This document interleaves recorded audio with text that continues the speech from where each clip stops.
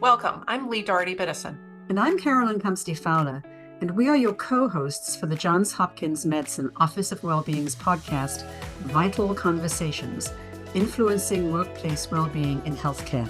We spend a lot of time thinking about how to influence workplace well-being in healthcare, and we're excited to share some of what we're learning. Thank you for joining us. Welcome, everyone. It's great to be here today for our next Wellbeing podcast. We have the pleasure of welcoming today my colleague and good friend, Dr. Kim Peters, Associate Professor in the Department of Medicine at Johns Hopkins. Kim also serves as Vice Chair for Clinical Affairs in the Department of Medicine and Primary Care Value and Innovation Medical Director in the Office of Johns Hopkins Physicians. We're going to be talking about prior authorizations today and a pilot that was rolled out in the Department of Medicine over the last year.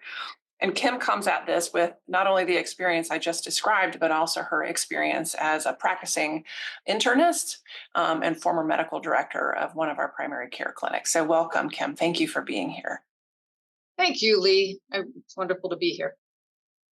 I'd like to just jump right in, if that's okay. And I'll start with our first question, which is, can you just tell us about the prior auth pilot, as we've been calling it, how it was rolled out in the Department of Medicine and who's involved? How did this work?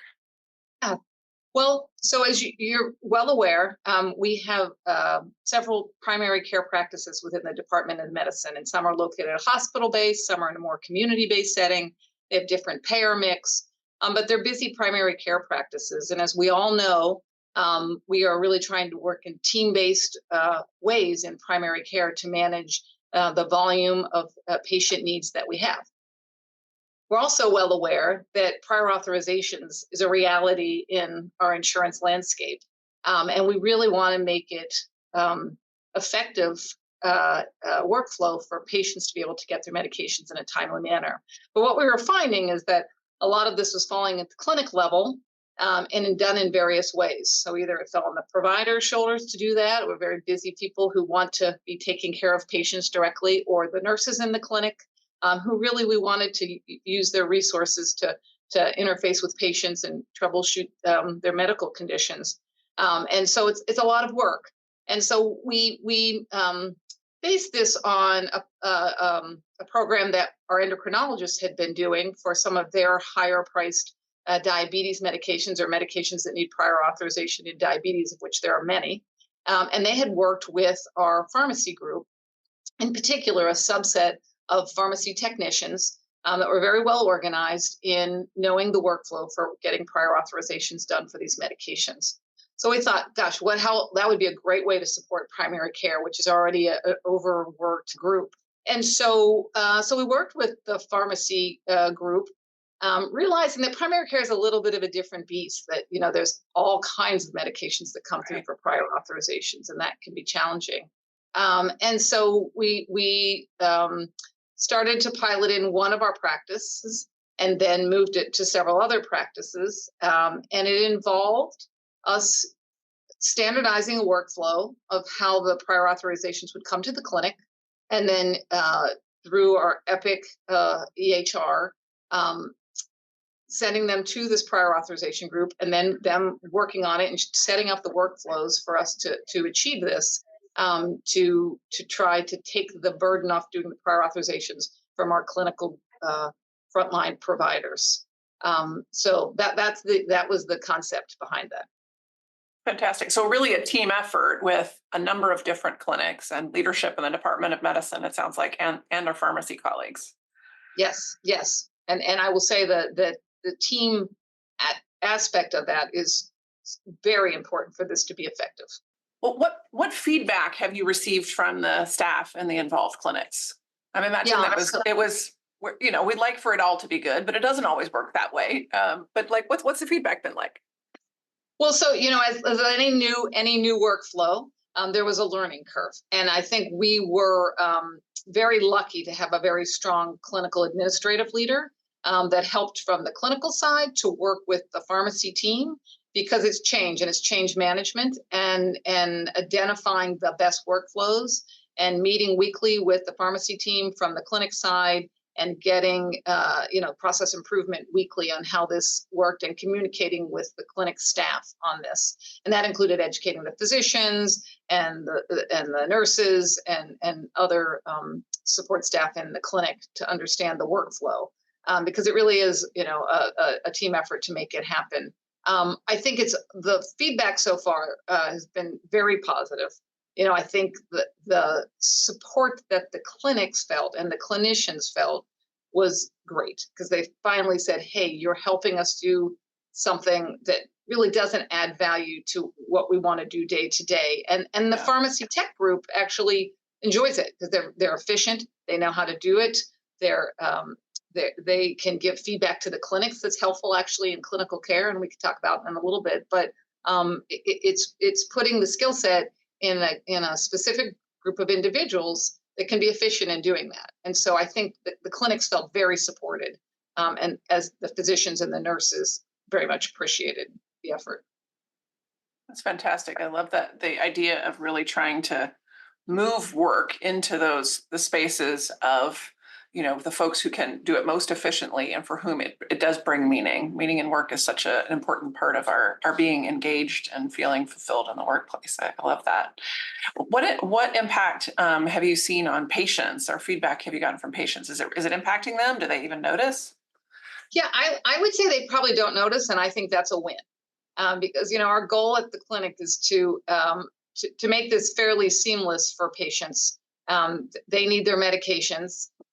We need to get them their medications, and the workflows that we had prior to this achieved that, but it was a little more scattershot in how it was done, and again probably done by individuals that could be doing other things in a more meaningful way for patients, and so I don't think that patients probably have noticed the change, which I would say is a good thing, and if anything, we have a more accurate way of letting patients know where the prior authorization request is in its life cycle, from the time that the request is made from the pharmacy to the approval to the patient getting it.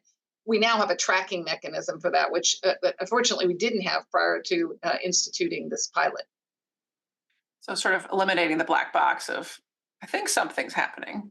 Yes. And really being able to track it. That's so great. Tell me a little bit about what the folks who were involved in the prior auth are doing with their time now. So I know folks, you had RNs doing some of this, and some of it was providers. How has this changed sort of what they're actually able to do in the clinic? Do you have any specific examples?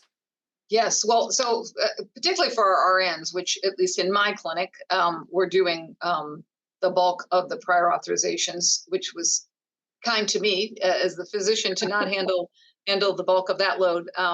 But now they're able to do outreach to patients after they're discharged from the hospital, which we really think is a priority to helping transitions of care and reducing the need for patients to go back to the hospital. They're able to go in and take patient messages out of the pool in Epic much quicker in the day, so we can help triage acute issues for patients, and they can call patients back.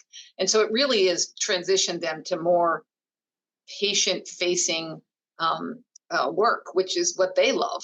And it's much better for patients. And I think for those clinics where the physicians were even doing some of this more, it allows physicians to do more of what the nurses were doing also, in interfacing with patients and giving time to answering patients' questions, and things that we think are really paramount to good medical care. And again, I can't overstate sort of the efficiency component, because the pharmacy techs, they're efficient at this. They know how to handle the prior authorizations. They know the medications that are going to get approved or denied, and what the physicians really need to be thinking about, and can feed that information back to the physicians, and make that more efficient. So I think it's been a win-win. That's fantastic. What have we learned, I should say, as an organization about the volume of work, how much of one pharm tech can handle? Like, are we learning things about how to scale this? Yes, well, it's definitely been a learning process. I think we prior to this, as I mentioned, we didn't have a consistent singular workflow and how it was documented in Epic. And because of that, we didn't have baseline volumes. We really didn't know the level of work we were doing at a clinic level, which we knew felt like a lot. And if you Right. ask anybody in a primary care clinic, they will tell you it is a lot. But to really quantitate that, we didn't have that information. So we ballparked it a bit. And I think we were surprised we probably under ballparked it of how much volume there is. But so as we ramped this up, it became pretty apparent there was a lot. I think there was also the operationalizing it component, learning the clinic's workflow, learning the individuals in the clinic, took a little bit of time. Each clinic came on, but we got more efficient because we've got an operational workflow of every time we replicated it in the next clinic, how it would be best handled. And so now we have that playbook down. And I think the Pharm Tech also got much more efficient once they got comfortable with the breadth of medications that were coming through a primary care practice, and it is wide ranging. So I would say on average, for a reasonable size clinic, they were doing about 200 prior authorizations a month, which, a singular individual could do probably on the order of 700 to 800 prior authorizations a month in a primary care practice, which again, I think was a little bit different than a subspecialty practice because the scope of the number of medications and prior authorizations being done is broader. So we're still learning, and efficiency comes with time, and we're working towards that. It's fantastic. So it sounds like there are a bunch of lessons in here about not just about doing this sort of in one space, but what it would take to make this scalable across broader parts of this organization or any organization. So great learning. Absolutely. Yeah. And I think you could imagine that I will say in doing this, other divisions in my department that were not primary care started to hear that we were doing this and then started quickly asking if they could do it for their division also. And we also had inpatient providers saying, hey, I hear there's a pharmacy tech program that's working well. Can we have that? For the same reasons that, we wanted it for primary care. And so, I think people think it as value added. And we'd love to be able to expand it. And I think we have a clear blueprint to do that. It's resourced. That's fantastic. Can you tell me a little bit about other lessons learned? Yeah, so I think, again, one is that we had a better sense of the volume. So that was eye-opening, not just to be able to quantitate that. I think the other thing we have found is we've been able to outline what the prior authorization medications are that our prescribers are writing. And by clinic, but primary care, we definitely see some themes. And so the Pharm Tech group gives us feedback on the numbers of top 10, top 20 medications being requested. And I think we're really trying to then transition that into some education for the providers, not to deter them from ordering the medication that's right for the patient by any means, because we wouldn't want to do that. But there are places where we could probably be more thoughtful on the medications we order if we know there's going to be a hurdle in the patient getting a certain subtype of medication, and we know a priori that it'll get covered by a particular payer if we ordered something equivalent. And so we're trying to use that as feedback for the providers so that they're aware, which is something that they're not always aware of, to help support them. So just a real education piece. So there's a two-way dialogue with the pharmacy and the frontline provider. Yeah. That's and fantastic. we've actually in my clinic, we actually asked the pharmacy tech to just give us, a one-pager on a common medication that we prescribe now are GLP-1 agonists. So those are a lot of the weight loss drugs, but they're also diabetes drugs, and the landscape on how they're covered by insurers is highly variable. And it's very hard to keep track of that, and it changes all the time. And so our pharmacy tech gave us the quick one pager on just remember you can order it this way for this type of usage and this way for this type of usage. And I think the physicians were really appreciative of that, because otherwise it really is a big black box. How are we getting that information to the providers? Well, we reached out specifically and said, hey, can you give us a quick tutorial? And so we're sharing that amongst the primary care practices. And then at the practice level, practice administrators or medical directors are sharing it with their teams, with their physicians, and either keeping it electronically or putting it in the clinic somewhere. And again, it's not meant to restrict the providers from choosing medications that are best for patients, but there's certainly many scenarios where the providers just don't know. Like if I chose it this way or I wrote it this way, we wouldn't have to do a prior authorization, and the whole process would go smoother. And to have that information, because it makes it easier for everybody. It makes it easier for the physician. It makes it easier for the patient, and it's more streamlined. Just another simple way to save time. Absolutely, absolutely, and be more efficient, and do the right thing for the patient. All at the same time. Win-win-win. Are there other sort of work efficiency related challenges that have sort of become more obvious in doing this work? I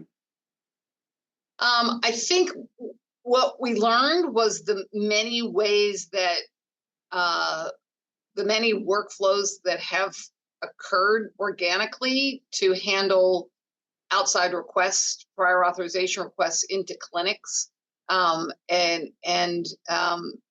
that aren't efficient and that aren't documented well, and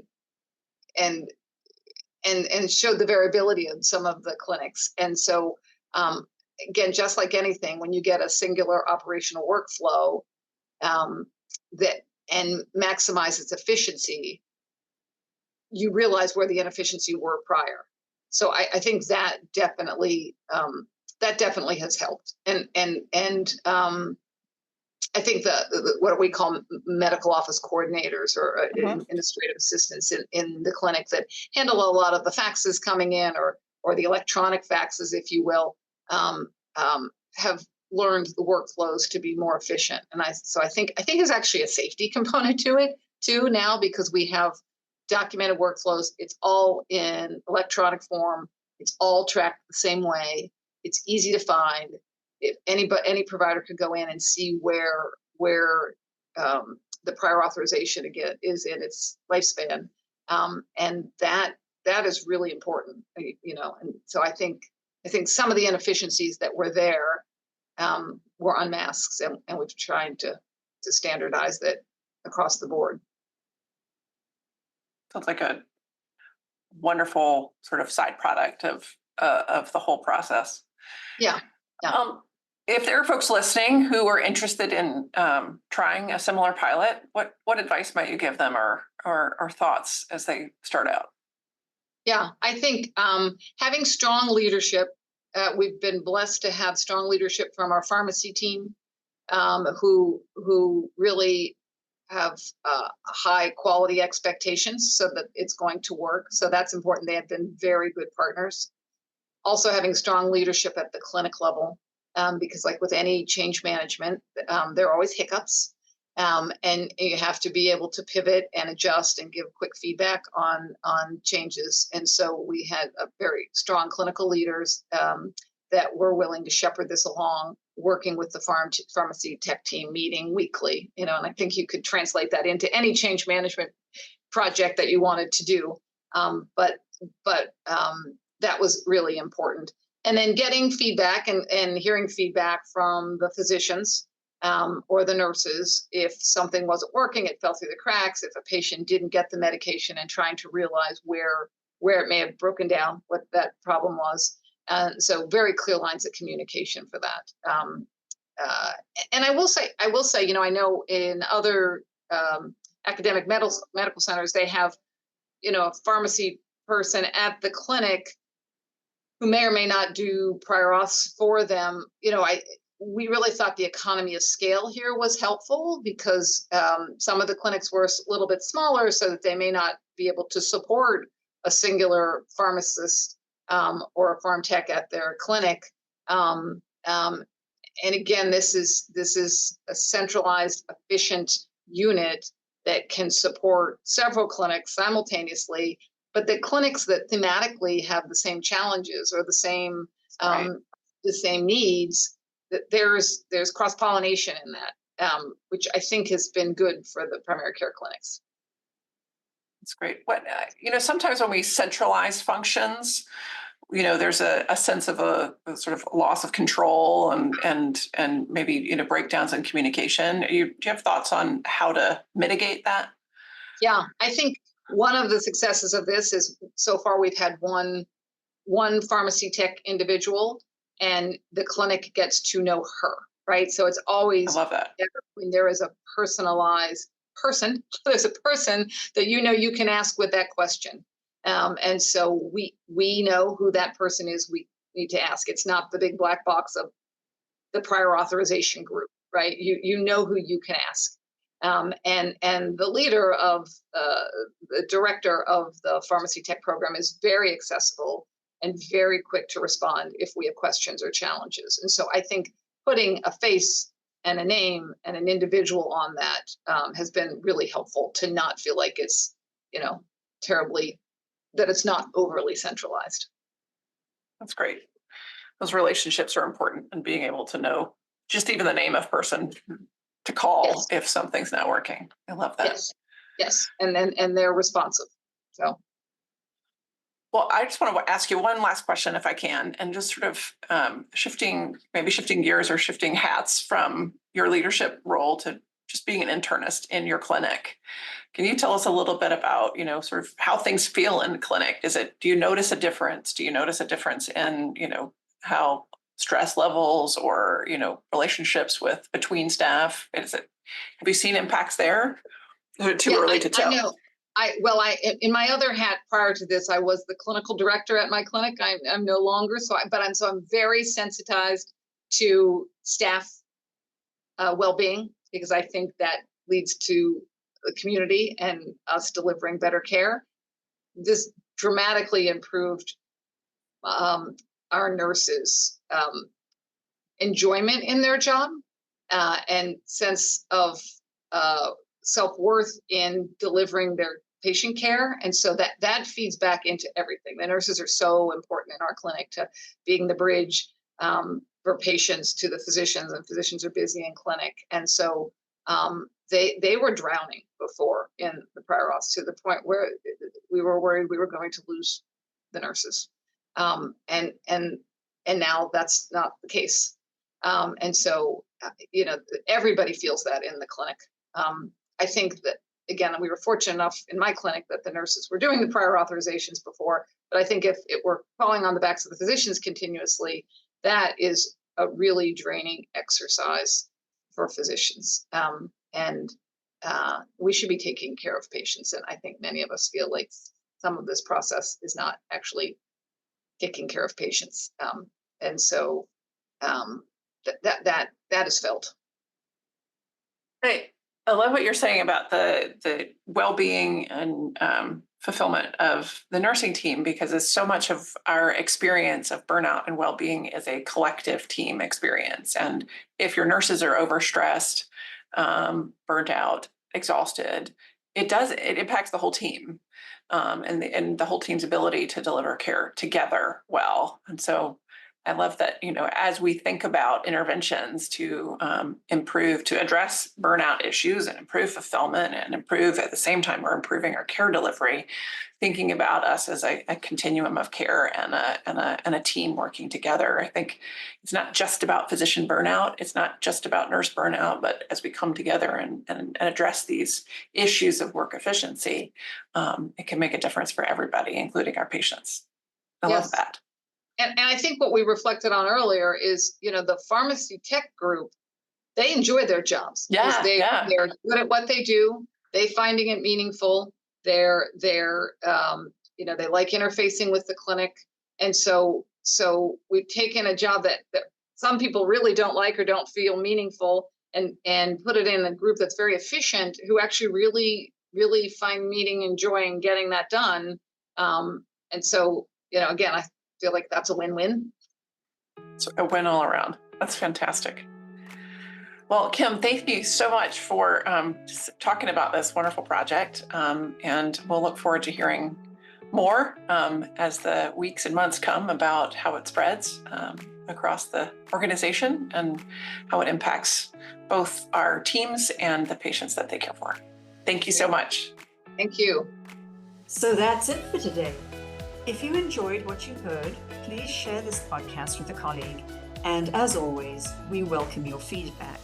If there are any topics you'd like to hear about, please email your ideas to us at owb@jhmi.edu.